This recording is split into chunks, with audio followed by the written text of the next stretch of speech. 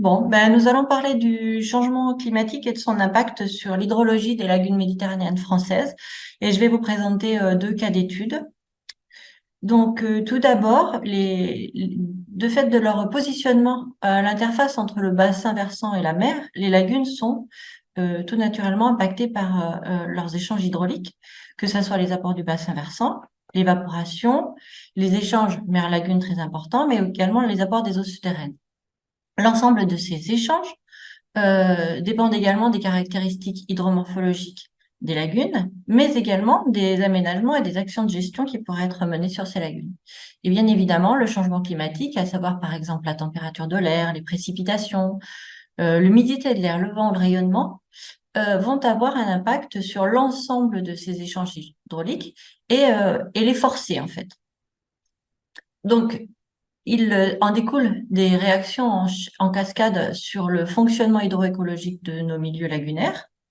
Euh, on a couramment l'habitude, en fait, d'essayer de mettre en relation le changement climatique tel que l'augmentation de la chaleur, des hausses de température, le baisse de cumul de pluie, des épisodes de sécheresse, directement sur les impacts écologiques, voire en amont les impacts physico-chimiques sur la qualité des eaux des lagunes, qui auront des impacts directs et assez rapides finalement sur les usages et les fonctionnements socio-économiques de ces systèmes. On oublie très souvent en fait que le changement climatique il va avoir un impact tout d'abord sur l'hydrologie du milieu lagunaire. Il est très difficile en fait de mettre en évidence des liens de cause à effet direct. Donc le plus simple et ce que nous choisirons de faire, c'est d'associer en fait différents paramètres du fonctionnement hydroécologique tels que du contexte climatique, des paramètres hydrologiques ou physico-chimiques pour mettre en évidence en fait les conditions d'altération hydrologique sur les milieux lagunaires dues au changement climatique et ainsi évaluer la vulnérabilité de ces milieux par rapport au changement climatique. Donc, je vais prendre les deux cas d'études un petit peu à l'envers, puisque je vais d'abord vous présenter en fait les deux groupes de lagunes. Donc, à gauche, des lagunes que vous connaissez mieux, des grandes lagunes, on les appellera grandes lagunes, telles que la lagune de Thau, Bache-Sigean, la lagune de Bigoulia pour nous en Corse, les Rolles, l'étang de l'Érole. Et à droite, pardon, je reviens derrière. Et à droite, des petites lagunes ici, ce sont des lagunes qui sont présentes en Corse puisque c'est celle que nous étudions, la lagune de Pichoucan, la lagune d'Arazu et la lagune de Santa Giulia. Des lagunes qui, de fait de leur salinité, se placent de poly à eualine, voire hyperaline pour les petites lagunes. Donc en fait, nous avons deux jeux de lagunes, grandes lagunes et petites lagunes, mais deux jeux de données différents et deux méthodologies de travail différentes. Alors en fait, le jeu grande lagune, c'est un jeu de données euh, qui a été acquis depuis 23 ans grâce aux données des diagnostics environnementaux RSL puis des CO-Slack plus récemment, avec des suivis hydrologiques estivaux ponctuels sur 20 lagunes. C'est ce qui en fait la particularité, beaucoup de sites. Alors que les sites Petites Lagunes, ce sont des travaux beaucoup plus récents, on a pu avoir pas mal de données grâce à des projets régionaux, mais également au plan d'action régional pour la conservation des lagunes mis en place par l'Office de l'environnement de la Corse. Ce sont des suivis plus récents, pluriannuels, donc 4 ans. On a à peu près les mêmes variables hydrobiologiques qui sont suivies saisonnièrement à l'été, saisonnièrement, mais également grâce à un suivi estival renforcé. Nous y avons associé, du fait de la particularité des variations de salinité sur ces systèmes, des suivis hydrologiques haute fréquence, ce qui est une des particularités de ce petit jeu de lagunes. Ça concerne 5 lagunes pour le moment. Et pour appréhender le changement climatique, ce contexte passé et futur, nous travaillons grâce à des données météorologiques régionales Météo France sur les deux sites, mais également sur des données climatiques locales. J'insiste bien sur le local, site dépendant, modélisé pour les petites lagunes. Donc, le premier jeu Grande Lagune fait l'objet d'un contrat de projet passé entre l'Ifremer et l'Agence de l'eau qui débute cette année, qui est en train de débuter, qui sera réalisé en 2024. Donc, je vais vous présenter des résultats très, très préliminaires. Donc, il est basé sur l'hydrologie et le phytoplancton des lagunes méditerranéennes sous pression du changement climatique. Et celui sur les petites lagunes, c'est des travaux en cours qui prendront la forme de différents projets entre l'Ifremer, Recrécamer et la collectivité de Corse sur le fonctionnement hydroécologique des milieux lagunaires, petites lagunes, et leurs altérations hydroécologiques face au changement climatique. Un même objectif pour ces deux projets, le devenir hydroécologique des milieux lagunaires face au changement climatique. Alors, je vais rentrer un petit peu plus dans le détail de chacun des projets, sans non plus trop en dévoiler. Le premier, IFITLAG, sera d'abord, on consacrera d'abord une partie du temps du projet à un bilan des connaissances scientifiques sur le changement climatique régional des différents sites. Et ensuite, les tendances sont observées sur l'hydrologie, salinité, température et nutriments, et le phytoplancton en termes d'abondance et de biomasse chlorophyllienne sur les écosystèmes lagunaires. Ça nous permettra d'identifier en fait les facteurs discriminants et de sensibilité vis-à-vis de la pression du changement climatique sur ces sites grandes lagunes. L'idée est d'arriver à des préconisations de suivi environnementaux complémentaires pour évaluer l'effet du changement climatique et peut-être formuler, on espère, des hypothèses en termes de tendance d'évolution future face au changement climatique sur ces milieux. Le projet Petite Lagune est un petit peu différent. L'idée est de travailler sur le fonctionnement déjà de la compréhension du fonctionnement hydroécologique de ces lagunes qui réagissent assez vite, comme vous allez le voir, sur la salinité surtout comme paramètre intégrateur, et d'essayer, dans un contexte de changement climatique local, de comprendre l'évolution des paramètres intégrateurs sur, on va dire, 40 ans, alors que nous avons très peu de données, vu que nous commençons tout juste, donc de se baser sur l'apport des données climatiques modélisées et de travailler sur un des indicateurs tels que l'évaporation et d'autres indicateurs couplés. Donc, on va se pencher plutôt sur des réflexions sur les différents proxys hydrologiques combinés, l'évolution des altérations hydroécologiques sur ces milieux en termes de salinisation et d'assèchement pour évaluer et peut-être définir un indice de vulnérabilité. L'idée étant aussi d'arriver à des préconisations de suivi et d'avoir une réflexion autour des outils d'aide à la gestion pour ces milieux-là adultères et d'imaginer, d'envisager des scénarios de leur devenir. Donc, tout d'abord, je vais vous parler du site Grande Lagune, assez brièvement, puisque ça commence et que les résultats sont très, très préliminaires. Ça sera pour 2024. Donc, ici, je vous présente tout simplement, en fait, les 20 sites. Donc, il y a quelquefois plusieurs sites par lagune. Donc, c'est tout petit, mais bon, vous reconnaîtrez, il y a le Cat, l'étang de Thau, l'étang du Grec, le Prévost, Ourbine, Diana pour la Corse. Et en fait, ici, je vous présente l'évolution des températures. Comme vous pouvez le voir, sur l'ensemble du jeu de données, il y a à peu près la moitié des sites qui montrent une évolution à la tendance de l'augmentation de la température de l'eau estivale. Bon, c'est assez normal. Donc, encore une fois, je répète, c'est préliminaire. Ça sera mis en perspective du changement climatique et surtout mis en perspective du contexte et des typologies des lagunes, leur hydromorphologie, si elles sont peu profondes, plus ou moins ouvertes à la mer, liées au bassin versant, et aussi des mesures d'action de gestion qui peuvent avoir lieu sur ces systèmes et qui peuvent modifier l'hydrologie des lagunes. En particulier pour la salinité, donc je vais vous le montrer. Donc là, vous voyez, c'est l'évolution de la salinité sur le même jeu de données.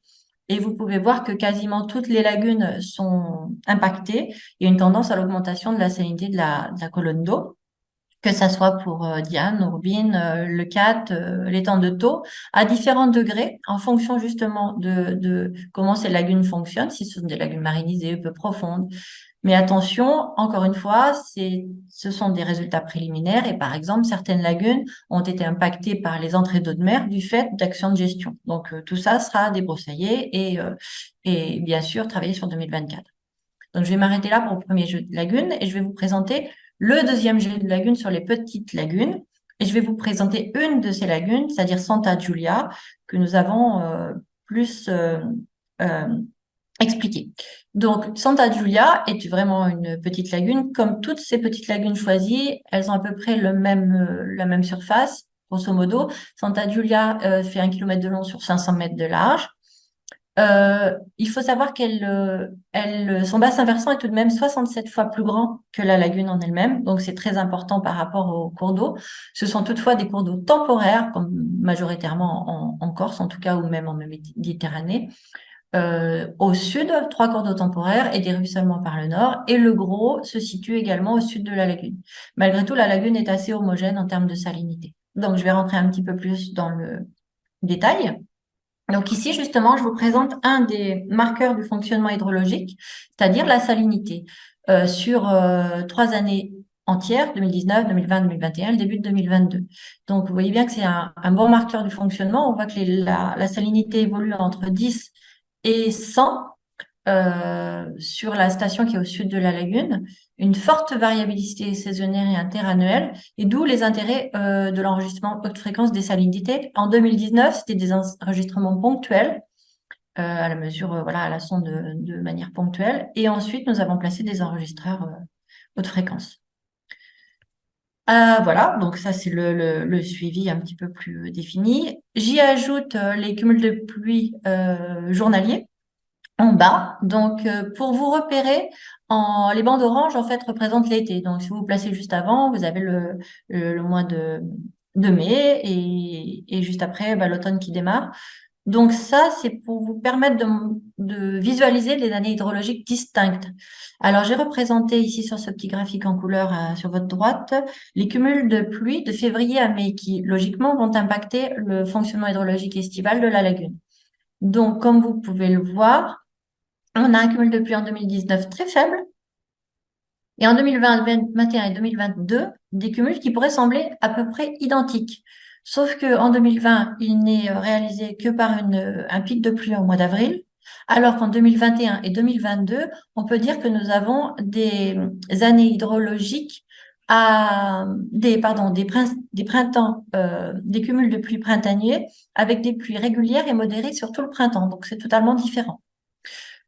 J'ai également matérialisé sur ce même graphique les ouvertures et les fermetures de grou. Nous avons documenté énormément le fonctionnement aussi de la lagune en termes de connexion à la mer. Et donc, vous pouvez voir la bande qui est entre les deux graphiques, ouverture ou fermeture du grou, ouverture en vert, fermeture en orange. Comme vous pouvez le voir, la lagune était préférentiellement fermée en 2019-2020 et ouverte en 2021-2022. Suite, ici, je matérialise en fait la dernière ouverture artificielle. Alors, attendez, hop, hop, hop, je replace ça. Il y a un petit problème dans le graphique. C'est pas grave, quelque chose à sauter.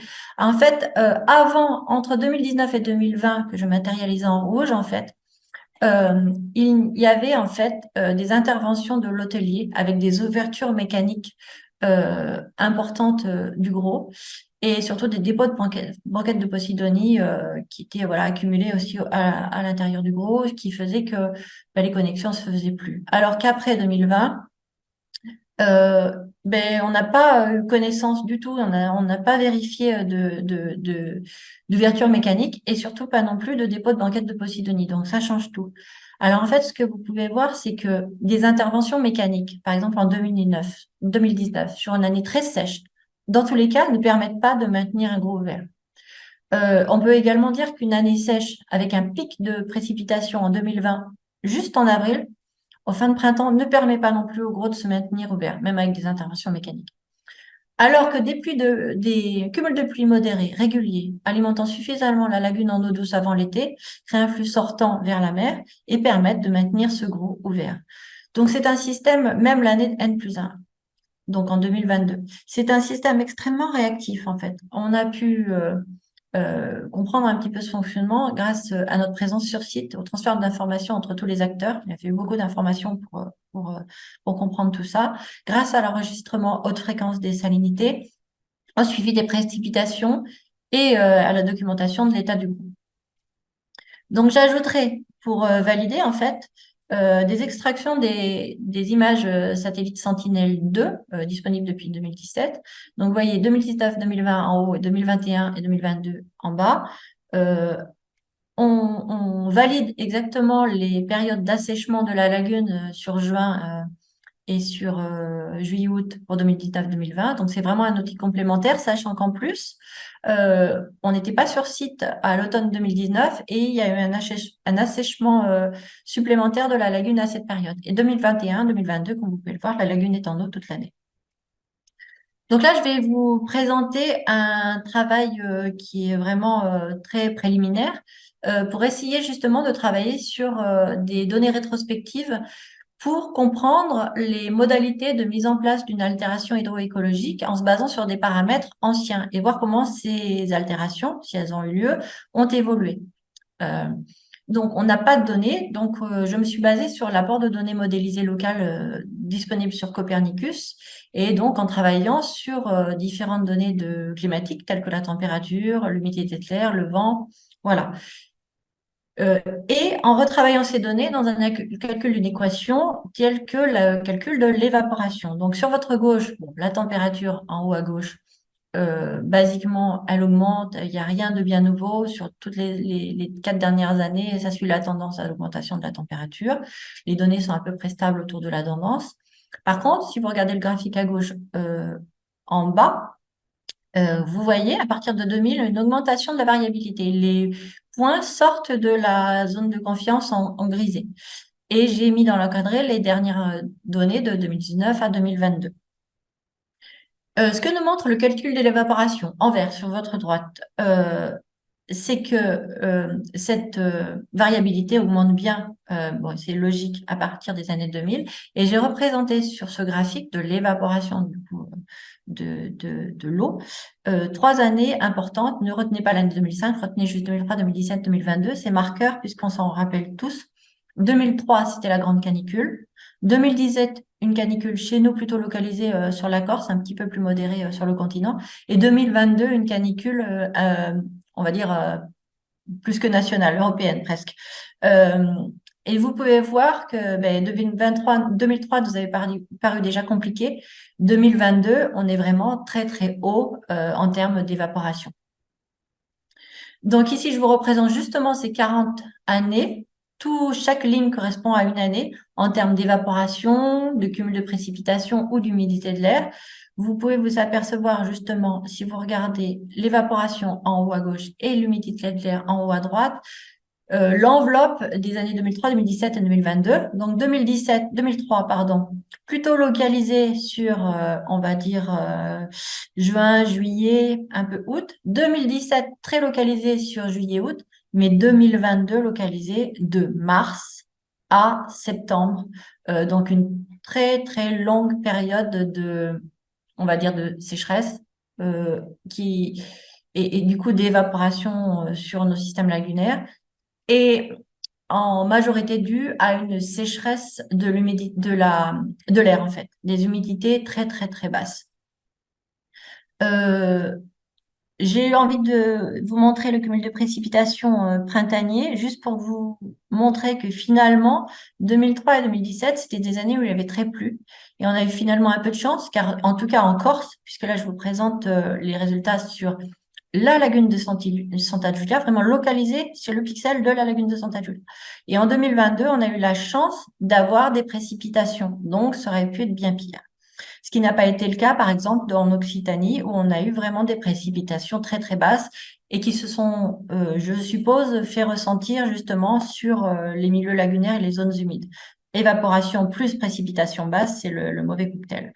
Donc, on a en 2022 Santa Giulia qui n'a pas subi d'assèchement malgré une très forte évaporation, au bénéfice très certainement de l'ouverture artificielle, certes, de 2021, de cumul printanier modéré, mais également de l'arrêt des interventions totales sur 2021 ensuite et 2022 et l'arrêt des dépôts de parenquête de Posidonie. Et 2019 et 2020, une lagune Santa Giulia qui a subi un assèchement malgré une évaporation moyenne sur la période 2020, par rapport à la période 2000-2020, mais par contre des cumuls de printaniers très faibles et des interventions mécaniques et des dépôts de banquettes de Posidonie. Voilà, donc tout ça pour vous dire que ces données modélisées sont locales. On est vraiment sur des appréciations dépendant des sites de travail. Et donc, il faut vraiment faire attention. Mais ça met en évidence, en fait, le côté régional et local de l'interprétation des données. Donc, cette évaporation semble être un bon marqueur potentiel des altérations hydroécologiques et nous permet de remonter dans le temps, couplé avec d'autres indicateurs tels que les précipitations. Je vais juste vous parler un petit peu des conséquences en fait sur le comportement biologique ici en termes de macrophytes. Donc comme vous pouvez le voir en fait, nous avons fait en 2019 et en 2021 une évaluation sur transect et station fixe des couvertures macrophytiques et vous pouvez voir la dernière carte représente la différence entre les deux. Plus c'est rouge, plus en fait il y a une perte de la couverture macrophytique. Donc il y a une grosse perte sur 2 années. Cependant, Si on regarde pour chacun des sites, des stations qui sont situées au milieu des transects, pour résumer l'information, l'évolution de la couverture des herbiers a repris, en fait. 2019, on était déjà pas très bon. La lagune avait dû subir déjà des altérations. Donc, 2021, les taux de recouvrement des herbiers rupia étaient très bas, sauf à la station 2. Mais en 2022, on retrouve des taux de recouvrement presque de 100% des herbiers de rupia. Alors, ça concerne le taux de recouvrement des herbiers donc de l'espèce de référence et pas le taux de recouvrement total. Il monte, mais on n'a pas retrouvé le taux de couverture initial. Donc, tout ça pour montrer que la dégradation puis la restauration finalement des herbiers rupia est assez rapide. Ce sont des petites lagunes réactives. L'observation des macrophytes est relativement aisée, donc ça permet quand même aux gestionnaires, je pense, d'être alertés rapidement sur l'état du milieu. C'est un compartiment à suivre. Et là, de ce qu'on a pu en voir, en tout cas sur ces petites lagunes, il faut faire attention parce que l'indicateur macrophyte, dans ce cas, ne répond pas du tout à l'eutrophisation et pourtant, on pourrait croire puisque c'est ce qu'on a coutume d'utiliser. Donc, il répond vraiment à la salinisation. Donc, pour conclure et pour mettre en perspective ces travaux, je pense qu'il faut poursuivre vraiment les investigations sur la combinaison de marqueurs hydrologiques, météorologiques et physico-chimiques, donc en termes de salinité, d'évaporation, de précipitation, de météo, pour essayer de mettre en évidence les conditions potentielles d'altération hydroécologique des milieux, quels qu'ils soient, et arriver à définir un indicateur, pourquoi pas de vulnérabilité avec des seuils. L'approche rétrospective est très, très informative, donc avec des données modélisées locales et des données satellitaires, par exemple, pour mettre en place ces indices de vulnérabilité, remonter dans le temps et justement voir comment, depuis 40 ans, ces sites ont évolué pour en fait avoir des options de gestion différentes en fonction de cette évolution. Il y a peut-être des sites qui n'ont pas du tout évolué, des sites qui évoluent très très rapidement. Donc voilà, faut connaître rétrospectivement ce qui s'est passé sur ces milieux. Et donc les données modélisées peuvent nous permettre de travailler alors qu'on n'a pas vraiment de données sur les petites lagunes. L'approche multisource, c'est très très important, c'est-à-dire des suivis réguliers, des suivis fréquents, documenter un maximum les sites et apporter d'autres données. Poursuivre évidemment le suivi de comportements biologiques réponses tels que les macrophytes ou autres sites ou autres compartiments biologiques, mais les macrophytes répondent particulièrement bien. Garder à l'esprit d'avoir une approche locale, multisite, qui nous permettra à un moment donné peut-être de catégoriser les systèmes quand on en aura plus, parce que c'est bien joli de travailler sur chacun des sites, ils sont tous différents, mais à un moment donné, pour pouvoir fournir des options de gestion, il faut quand même arriver à catégoriser les sites par rapport à leur fonction, leur façon de fonctionner, par rapport à leur typologie, à leurs conditions hydromorphologiques. Voilà, il faut quand même arriver à faire des groupements, sinon ça aura beaucoup d'options. Tout ça en interaction avec les gestionnaires, les acteurs, puisqu'il y a un énorme travail de fourmi de documentation des sites. Enfin, le devenir des milieux lagunaires face au changement climatique, qu'elles ce soit des grandes lagunes ou des petites lagunes, ces jeux de données ne sont pas dissociés.